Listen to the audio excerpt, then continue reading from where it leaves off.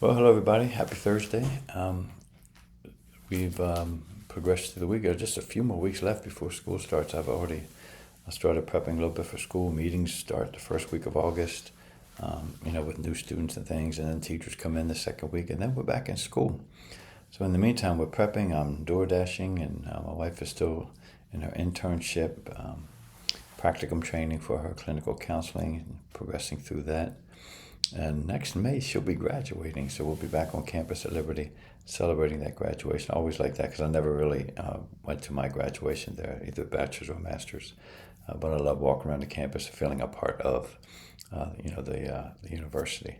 So I'm grateful for their training and all that they built into our family and our ministry. I want to start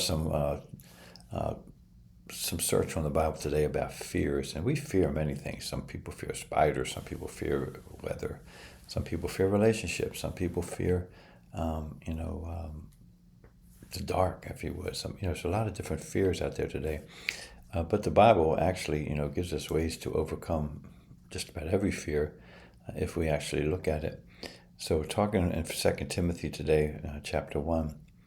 And this is a great verse that my wife used. She had gone through some things, emotional things, way back a few years ago. And one day, this verse just clicked for her, and God took away those things she was going through. And this should be very familiar to you. 2 Timothy chapter 1, verse 7. For God gave us a spirit not of fear, but of power and love and self-control, or a sound mind. God did not wire us to be fearful. God did not wire us to be lost. God did not wire us to be out of touch, but God wired us to be strong, in control, and knowing what we're doing. But yet the world and Satan twisted our minds sometimes and allows us to think things we shouldn't think, and believe things we shouldn't believe.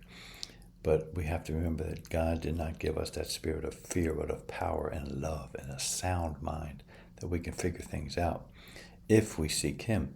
And if we look at Isaiah chapter 35 and verse 4, the prophet says, say to those who have an anxious heart, be strong and fear not. Behold, your God will come with vengeance, with the recompense of God. He will come and save you.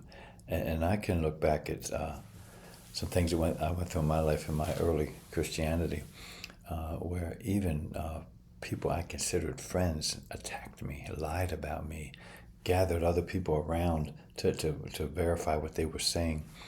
And some really good people believed them. And I was just lost. I was like, I didn't even want to go to church anymore.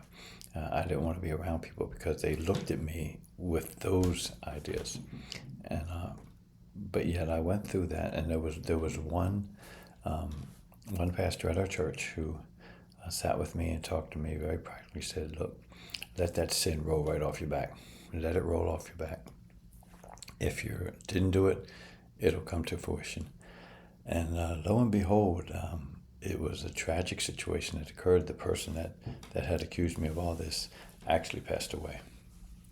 And truth be told, I was relieved.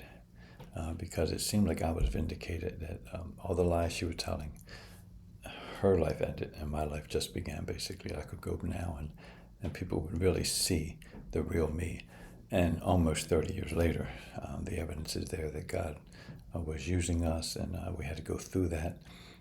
And even today, however, I have a general mistrust of people. People have to prove themselves to me, and I have to constantly pray about that. God, help me to trust. Help me to not to see others and think that they are like those people in my past. And it's a challenge.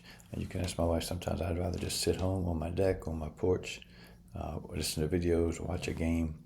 I don't need to be around a whole lot of people, but yet in ministry we have to be. I enjoy people, yes, but I'd much rather be alone with just the people I trust, my small circle of people. But yet God has to get rid of that spirit of fear. So if you are fearful of things today, pray. Ask God to lead you and guide you. Ask Him to protect you, and ask Him to give you the strength, the power, and love of a sound mind. Okay, God bless you all today.